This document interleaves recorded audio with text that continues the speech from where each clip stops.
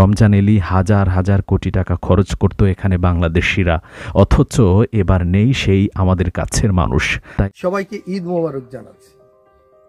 অনেক দেরিতে হলেও ঈদ মোবারক জানাচ্ছি, কারণ গ্রামে আসার কারণে ইন্টারনেট সমস্যা এবং বাড়ির অনেকগুলো কাজ করে থাকে যেগুলো করতে হয়। আমি আসলে গ্রামের ছেলে, গ্রামে আসলে কিছু না কিছু কাজ করতে হয় পরিবারের সাথে, এজন্য ঈদ মোবারকটা একটু দেরিতে জানালাম। কিন্তু আজকে আপনাদেরকে একটা ভিডিও ক্লিপ দেখাবো, তারপরে আমি দুটো কথা বলবো। চলুন একটা ভিডিও ক্লিপ দেখে নেই।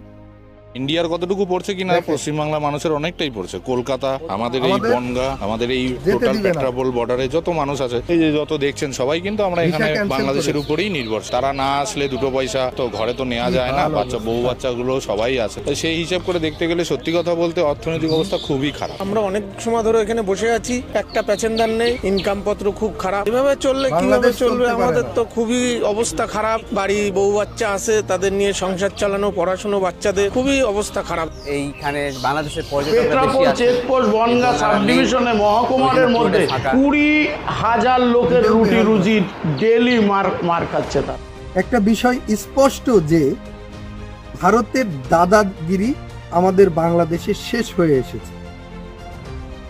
আমরা ভারতীয় পণ্য বয়কট করেছি 5 আগস্টের পর, এবং এবারের রমজান থেকে শুরু করে ঈদ, এই ঈদ কেনাকাটাগুলো কিন্তু আমরা বাংলাদেশি পণ্য এবং পাকিস্তানি পণ্য সহ অন্যান্য দেশের পণ্য কিনলেও ভারতের পণ্য কেনা হয়।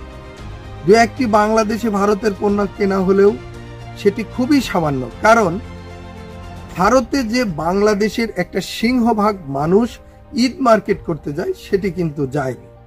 এই জন্যে পোশাকের দোকান এবং অন্যান্য দোকান কিন্তু এখন খাবার হোটেল হয়ে গেছে। খাবার হোটেল হওয়ার পরেও শান্তি নেই, সেখানে খাবার হোটেলে বাংলাদেশি পর্যটক, ট্যাক্সির ভাড়া নেই, তারপরে আপনার গাড়ির কাউন্টার যে ছিল সেই কাউন্টারে ভিড় নেই। কোথায় যাবেন? হোটেলগুলো খাকা করছে।